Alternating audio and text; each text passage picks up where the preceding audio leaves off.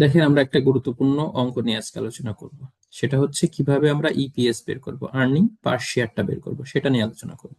যদি অঙ্কের ভিতরে সেলস দেওয়া না থাকে, যদি অঙ্কের ভিতরে সেলস না দেওয়া থাকে, তখন আমরা কিভাবে সেলসটা বের করে ইপিএস নির্ণয় করব। লক্ষ্য করেন, আমাদের অঙ্কের ভিতরে দেখেন ইকুইটি ক্যাপিটাল দেওয়া আছে, লং টার্ম ডেট দেওয়া আছে, রিটেন আর্নিং দেওয়া আছে, কারেন্ট লাইবিলিটিস দেওয়া আছে। লাইবিলিটিস পাশে সব তথ্য।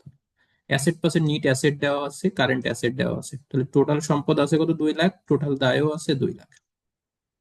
এখন নিচে বলছে দা কোম্পানির টোটাল অ্যাসেট টার্নওভার আছে কত? 3। ফিক্সড অপারেটিং কস্ট কত আছে? 1 lakh. And variable operating cost কত আছে? 40%। ইনকাম ট্যাক্স রেট কত আছে? 35%। সব তথ্য দেওয়া আছে, কিন্তু ইপিএস বের করতে গেলে যে ইবিআইটি লাগে অথবা সেলস লাগে সেটা নাই। তাহলে ম্যান্ডেটরি আমাদের কি লাগবে? সেলস লাগবে অথবা ইবিআইটি লাগবে। তাহলে দেখতেছি যে ইবিআইটিও নাই। এই ইবিআইটি বের করতে গেলে আমাদের সেলস লাগবে। তাহলে কি করব? যদি টোটাল অ্যাসেটের পরিমাণ দেওয়া থাকে এবং টার্নওভার দেওয়া থাকে, তাহলে আমরা খুব সহজে সেলসটা বের করতে পারবো। সূত্র কি?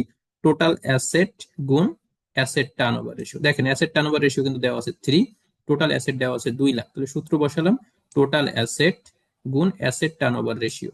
2 লক্ষ টোটাল অ্যাসেট, গুণ টার্নওভার কত? 3। অ্যাসেট টার্নওভার হচ্ছে 3, তাহলে 2 লক্ষ গুণ 3 মানে কি? 6 লক্ষ টাকা। ব্যাস, অ্যাসেট পেয়ে গেলাম, এই সেলস পেয়ে গেলাম। সেলস যেহেতু আমি পেয়ে গিয়েছি, সেহেতু এখন আমি কি করতে পারবো?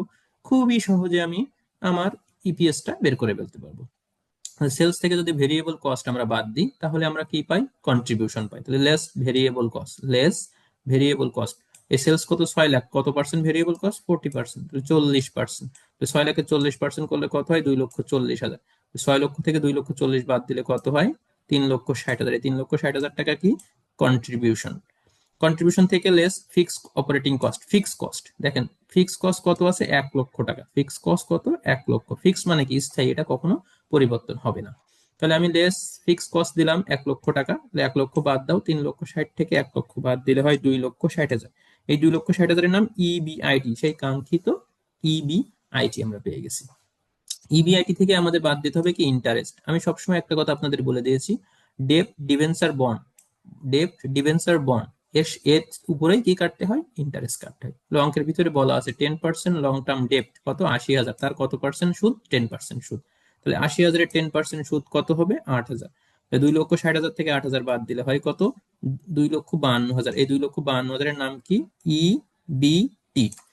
এই ইবিটি থেকে আমাদের এখন বাদ দিতে হবে কি? ট্যাক্স। Tax, less tax. দেখেন, ট্যাক্স বাদ দিতে হবে। অনেক স্টুডেন্ট কি করবে? এই ট্যাক্সটা কার উপরে কেটে ফেলবে? ট্যাক্সটা সেলসের উপরে কেটে ফেলবে। এই যে সেলসের যে টাকা আছে, এই সেলসের উপরে কেটে ফেলবে। এই সেলসের 6 লক্ষ টাকার উপরে ট্যাক্সটা কাটবে, কিন্তু না, ট্যাক্সটা কাটতে হবে ইবিটির উপর। কার উপরে? ইবিটির উপর। ইবিটি কত? 2,52,000। তার উপর 35% ট্যাক্স কাটলাম। কাটলে কত হচ্ছে? 88,200 টাকা। এই 88,200 টাকা 2,52,000 থেকে বাদ দিলে 1,63,800 টাকা। এই 1,63,800 টাকার নাম হচ্ছে ইএটি। কি? ইএটি। তো ইএটি, ইএটি থেকে আমাদের কি বাদ দিতে হয়? প্রিফার্ড ডিভিডেন্ড বাদ দিতে হয়। দেখেন, একটা পূর্ণাঙ্গ অঙ্কে প্রিফার্ড ডিভিডেন্ড থাকে, কিন্তু আজকে আমাদের এই অঙ্কে প্রিফার্ড ডিভিডেন্ড নাই। যেহেতু প্রিফার্ড ডিভিডেন্ড নাই, তাহলে বাদ দিব না। তাহলে ইএটি থেকে জাস্ট আপনাদের বোঝানোর জন্য, সূত্রে তা কিভাবে অ্যাপ্লাই হয় সেটা দেখানোর জন্য এখানে প্রিফার্ড ডিভিডেন্ডটা বাদ দেওয়া হয়েছে। তাহলে ইএটি থেকে প্রিফার্ড ডিভিডেন্ড বাদ দিলাম, দিলে কি আসে? ইএসিএস।